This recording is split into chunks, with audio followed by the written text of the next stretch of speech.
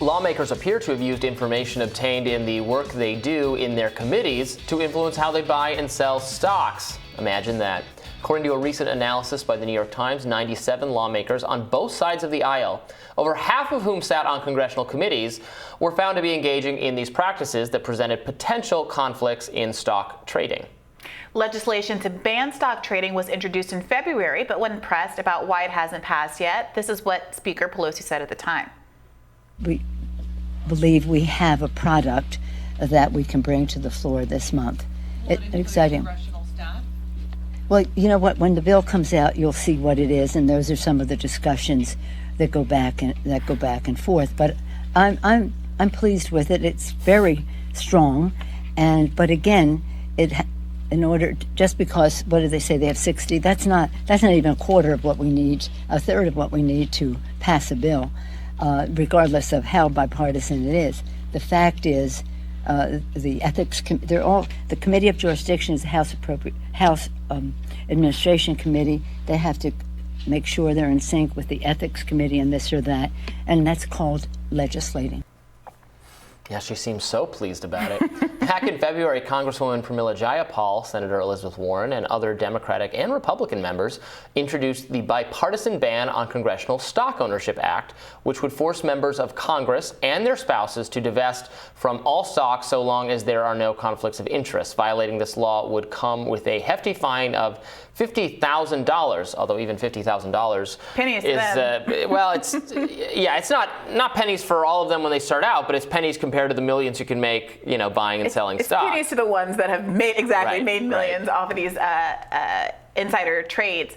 Look, what a stinging indictment of our country, that on a bipartisan basis, you have this level of crookery. Right. That there is no introspection. That the fact that our elected officials have had basically no bar to using the information that they learn in the context of their duties as legislators that have enormous effect on the markets. There has been no barrier and no interrogation of why there's been no barrier to them doing stock trading all of this time.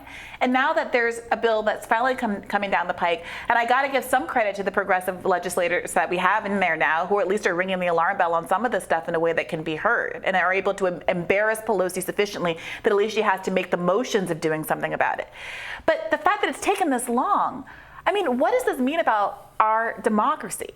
And what does it mean that they probably, it sounds based on Nancy Pelosi's statement there, it doesn't seem like she's especially confident that you're going to be able to get the, the finished product is going to be riddled with, exceptions and loopholes, right? If it gets passed. Yeah. I mean, this is one of the hardest things to do is get Congress to regulate itself. Loves to regulate you, me, everyone else, every aspect of our society. When you can take a mask, put it off, all vaccines, all that stuff, but not itself, not its own ability to profit from the knowledge it has as the people who make the rules for how these transactions are handled and what you're allowed to do. They have all the power and they want to profit from it. So getting them to not, it's like trying to get, I don't know, like cats to vote to agree not to eat mice or something. Like it's the thing they do. Yeah, and I just gave progressives in Congress some credit, but let me just take it back immediately, because look, Nancy Pelosi, the progressives get a lot of flack for causing Democrats to lose elections. They're blamed for every down ballot disaster, even though blue dogs are the ones that really crashed and burned in 2020 down ballot. But the reality is that Nancy Pelosi features in more attack ads against Democratic candidates across the country than people like AOC and the Squad. Nancy Pelosi is the figurehead of the Democratic Party, so much so that one of these candidates I just saw had to say, oh, by the way, you're running against me, not Nancy Pelosi, because they know how polarizing she is. Around the time progressives were arguing for force to vote, which was an effort to get to not vote for Nancy Pelosi to be Speaker of the House unless she gave certain concessions, if at all. One of the statistics that was so important was that I think something like 75% of all Americans didn't want Nancy Pelosi to be Speaker of the House, including a good number of Democrats. And yet, we don't see even progressives in this moment coming out and saying, how can we as a party support as a leader someone who is so lukewarm on this and who has been demonstrated to personally profit from the very rule that she's dragging her feet on changing? Yeah.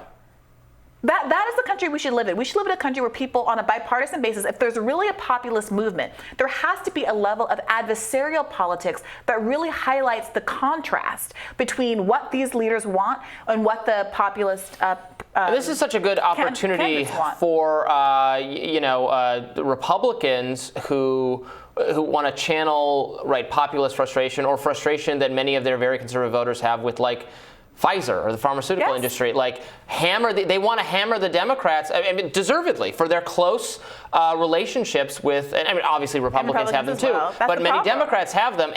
But these Republicans say this is a way to stop Congress from putting forth policies or regulations that you don't like, that are to benefit big business, and then ultimately to benefit those very exact Congress people, their pocketbooks. So they should raise that issue. They should make it a class issue. Make it a citizens versus the political class. And in addition to being the less wealthy and less well connected with the insidery, wealthy, corporate cronyist. Yes, collusion and to regime. make it specifically not partisan. So I would like to see progressives saying, don't vote for Democrats who take money from banks.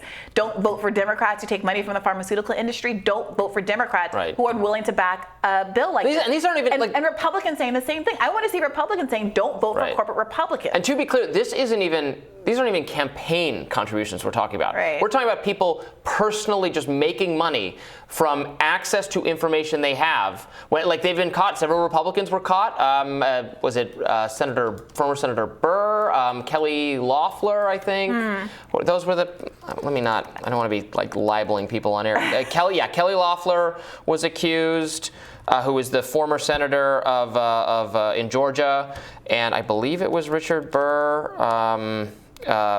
Stock trading. So they were both accused of essentially having knowledge of what was going to happen because think about what they have access to. They know before everyone else that maybe COVID's going to be a lot worse than the people know yet, and that there's going to be whole-sale shutdowns. This CHIPS Act bill, Nancy Pelosi's husband dumped Nvidia stock beforehand avoiding worth up to $500 million at a reported loss in advance of that. So, over and over again, there are these connections. It's ridiculous that it's not a bigger deal. I wish we spent as much oxygen on these kinds of things as we do some of the culture issues, because while we're fighting, Robby, I said this before, about what color a fictional fish's skin should be in a Disney movie, this is what the elites of both parties are getting away with. We have to, Richard Burr's brother-in-law called the stockbroker 1 minute after getting off the phone with the senator after a meeting of the Senate Intelligence Committee about the impact of coronavirus. He and his brother-in-law dumped stock before the market dropped in March 2020. Unbelievable.